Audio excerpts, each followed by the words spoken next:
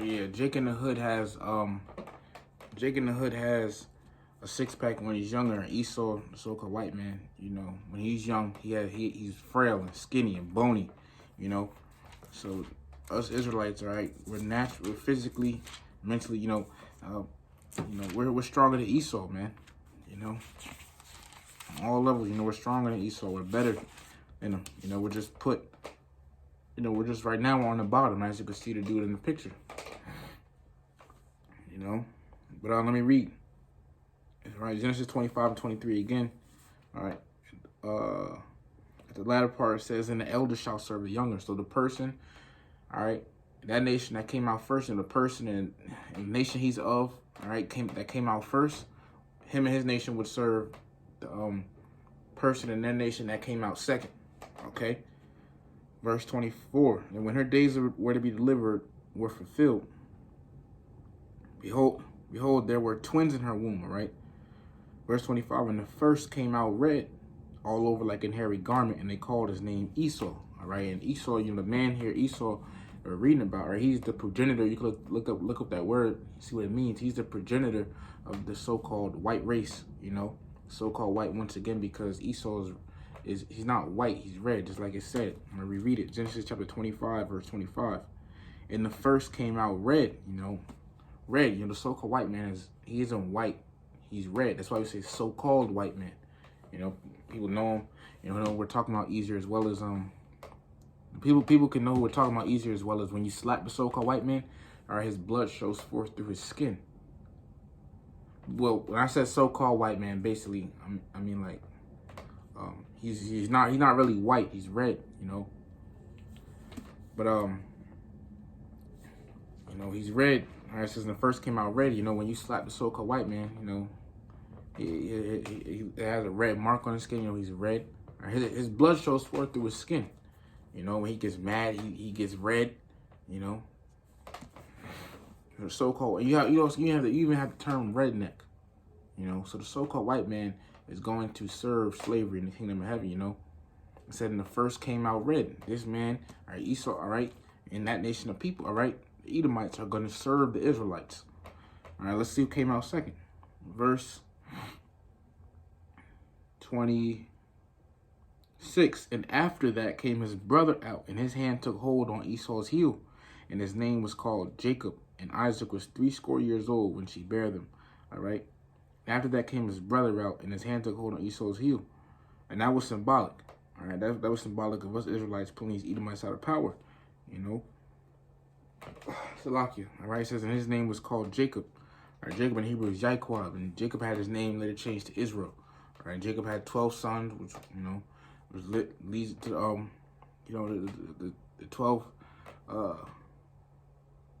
tribes of Israel. Okay,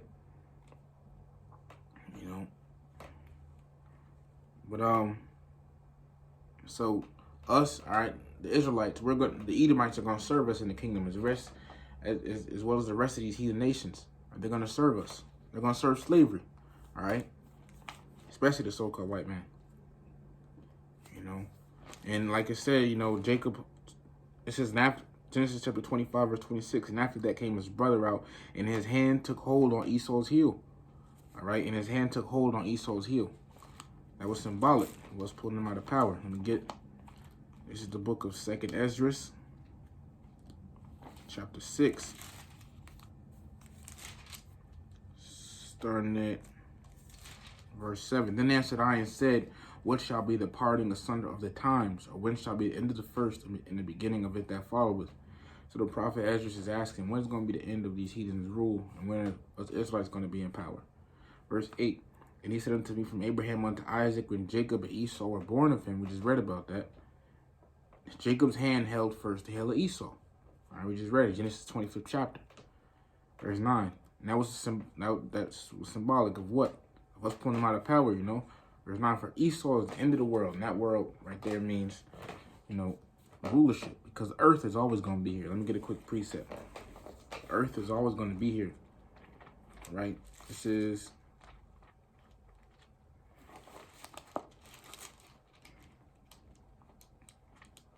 the book of, I Ecclesiastes chapter 1, verse 4. One generation passeth away, and another generation cometh, but the earth abideth forever. All right? So the earth is always going to be here. So what is this saying? So when it says for Esau's end of the world, meaning Esau, the so-called white man, he's the end of his rulership. All right? It says Jacob is the beginning of it that followeth. All right? The Israelites, all right?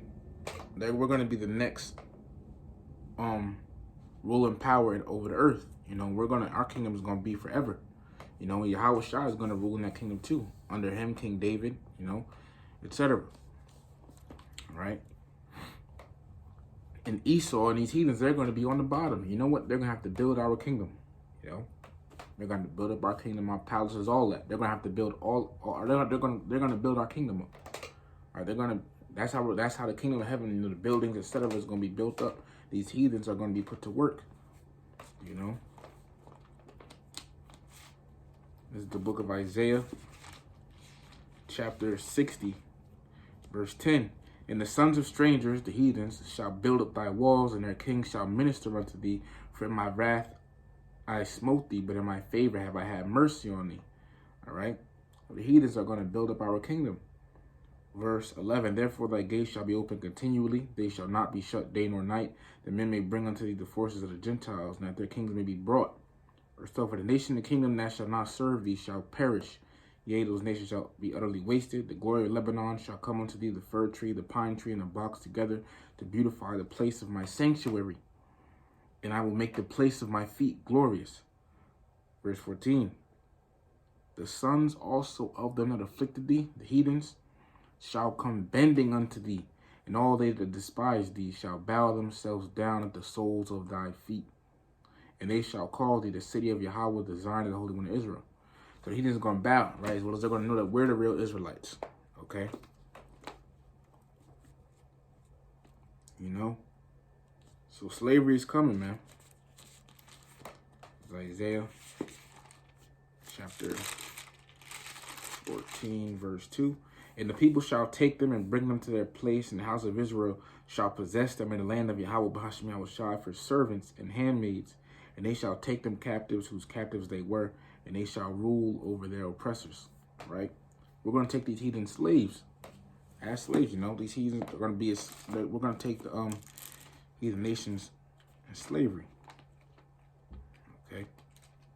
Right? Hey, and it's righteous. Hey, this is Lamentations chapter 4, starting at verse 21. Lamentations chapter 4, starting at verse 21. Rejoice and be glad, O daughter of Edom, that dwellest in the land of Uz. The cup of slavery also shall pass through unto thee. Thou shalt be drunken and shalt make thyself naked. Verse 22, the punishment of thine iniquity is accomplished, O daughter of Zion. He will no more carry thee away into captivity. He will visit thine iniquity, O daughter of Edom. He will discover thy sins. Right? So slavery is coming for the so-called white man as well as the rest of the heathen. Right? And they're going to serve, man. Okay? And we're going to be beating up the heathens too. You know?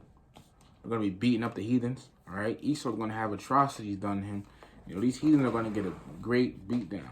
They're going to get a beat down in the kingdom, man. Okay?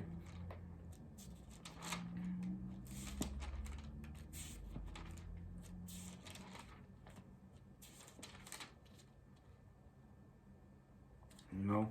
The heathens are going to get beat up.